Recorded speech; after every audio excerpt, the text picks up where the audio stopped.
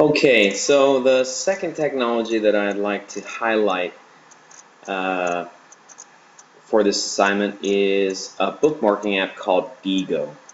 Diigo is it's kind of like it's a bookmarking app, but it's also social bookmarking. So the reason why I think this is really effective as a tool for educators is because it makes it really easy to share websites, ideas, blogs, and other resources with teachers in your school or in your district or even all around the world.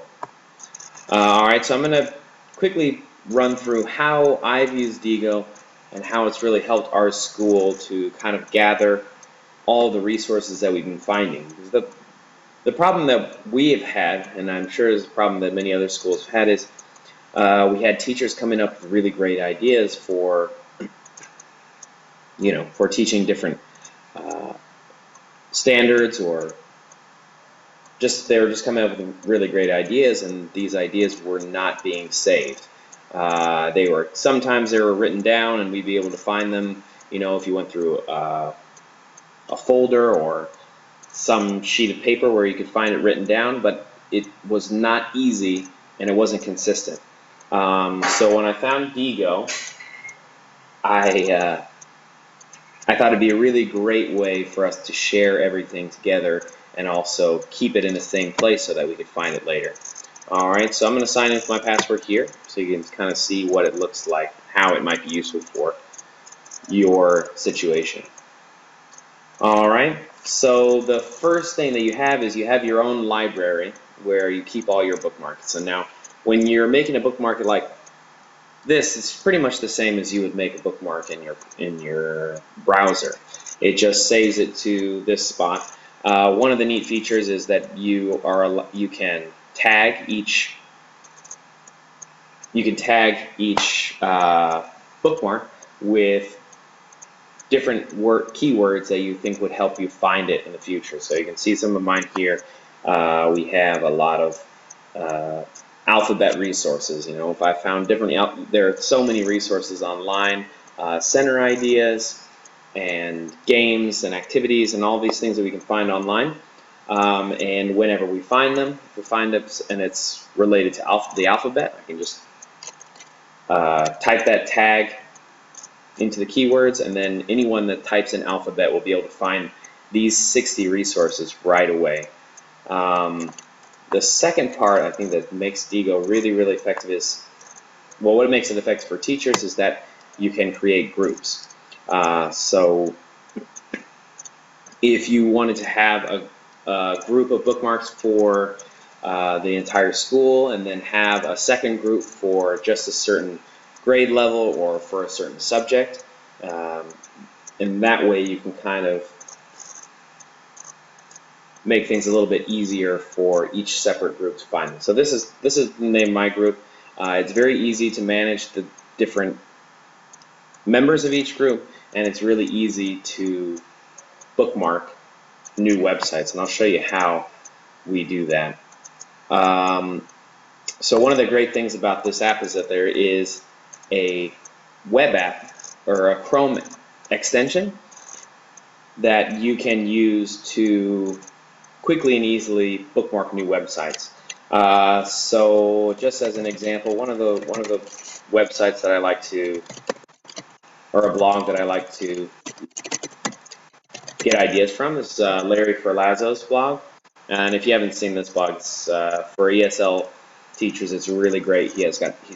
I don't understand how he comes up with so many great ideas. He writes about 4 or 5 blog posts every day, and a lot of them have really, really interesting stuff. A lot of great ideas. Okay, so I've got a lot of ideas that I bookmarked from this website in the past. All right, so I'll show you how it is that we can use this Chrome extension to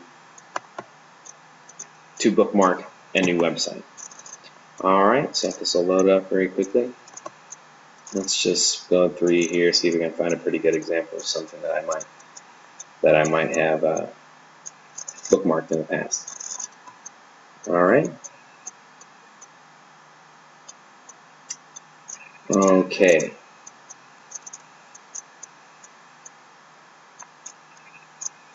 Here, let's start with this first one here. Object lessons in history. All right, so say you find a great article, a great web app, or a game online that you would like to share with other teachers, or just bookmark so that you can find it again easily in the future. All you have to do is use the Chrome extension. And now for Chrome, it's the easiest, I think. There's also a bookmarklet for Safari if you're using a Mac.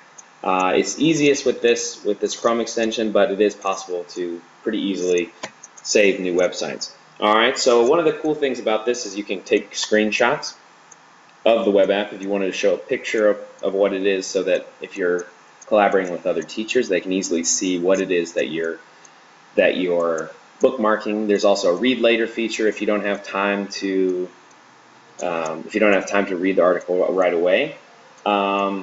Another great thing is the ability to annotate certain sections. So you can highlight, say if it's a really long PDF and you just wanted to highlight a certain paragraph or a couple of pages that you found relevant for your own purposes. That's very easy to do. You can just click here on this highlighting app. You can choose different colors. You can also put bookmarks and also add sticky notes to the website if you had an idea that you wanted to, that you thought of as you were reading the article. That's a really easy way.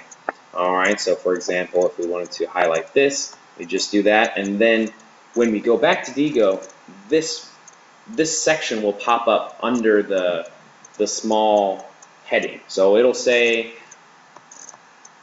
well, I'll show you exactly how that works actually. So then we're going to go to Edit, and this is where we can add a short description, which will it'll help describe for if you're sharing this with someone else, and also it helps me to remember exactly what it is that I was bookmarking this website for, and so I can give a short description.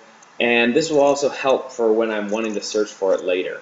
If I add a good description, then when I type in keywords, this is something that will pop up really easily.